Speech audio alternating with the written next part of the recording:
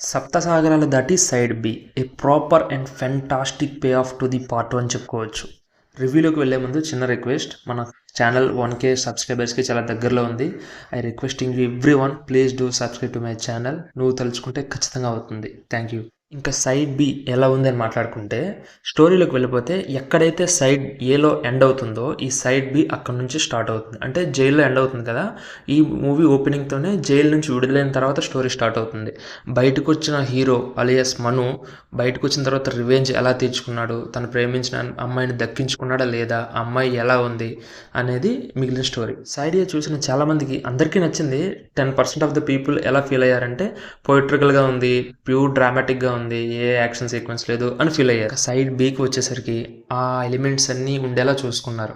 And means fight sequence means ఎక్కువ ఊహించుకోకండి, ఒక fight sequence ఉంది, బట్ దాంట్లో కూడా మనకి చూపించాడు, ఎమోషన్స్ బాగా చూపించారు డైరెక్టర్. ఇంకా ప్లస్ పాయింట్స్ మాట్లాడుకుంటే ఈ మూవీ ఎమోషనల్గా రియలిస్టిక్గా ఉంటుంది. At the same time number of people, most of the పీపుల్కి పర్సనల్గా కనెక్ట్ అవుతారు ఈ మూవీ చూసాక. లవ్లో ఫెయిల్ అయిన ప్రతి అబ్బాయికి ఉంటుంది కదా, ఆ అమ్మాయి ఎలా ఉంది, పెళ్లి చేసుకుందా, పిల్లలతో ఉందా, పెళ్లి చేసుకుని హ్యాపీగా ఉందా లేదా, వాళ్ళ హస్బెండ్ బాగా చూసుకుంటున్నాడా లేదా, ఇలా చాలా భయాలు ఉంటాయి. అది ఎలా ఉందో తెలుసుకోవాలని ప్రతి అబ్బాయికి ఉంటుంది. ఇందులో చాలా బాగా చూపించారు ఆ పాయింట్ని. ప్రియా జ్ఞాపకాలతో నలిగిపోతున్న మనో జీవితంలోకి అప్పుడు వస్తుంది సురభి, ప్రాస్టిట్యూట్. ఆ అమ్మాయి యాక్షన్ కూడా చాలా బాగుంది, చాలా నాచురల్గా చేసింది. అండ్ రివెంజ్ పార్ట్ నాకు ఇదైతే చాలా బాగా నచ్చింది. పార్ట్ 1 చూసినప్పుడైతే నాకు రగిలిపోయేది, ఎందుకు ఇంత అన్యాయం జరుగుతుంది హీరోకి అని చెప్పేసి. దానికైతే కరెక్ట్ పే ఆఫ్ ఇచ్చారనిపించింది.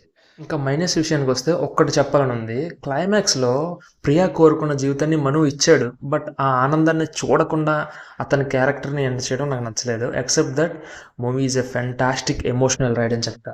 సైడ్ ఏ చూసిన వాళ్ళు కన్ఫామ్గా చూస్తారు, డౌట్ లేదు. బట్ సైడ్ ఏ చూడని వాళ్ళకి ఇది అర్థమవుతుందా అంటే అర్థం అవ్వదు. ఎందుకంటే ఎమోషనల్గా కనెక్ట్ అవ్వాలంటే ఖచ్చితంగా సైడ్ ఏ చూడాలి. It's my suggestion.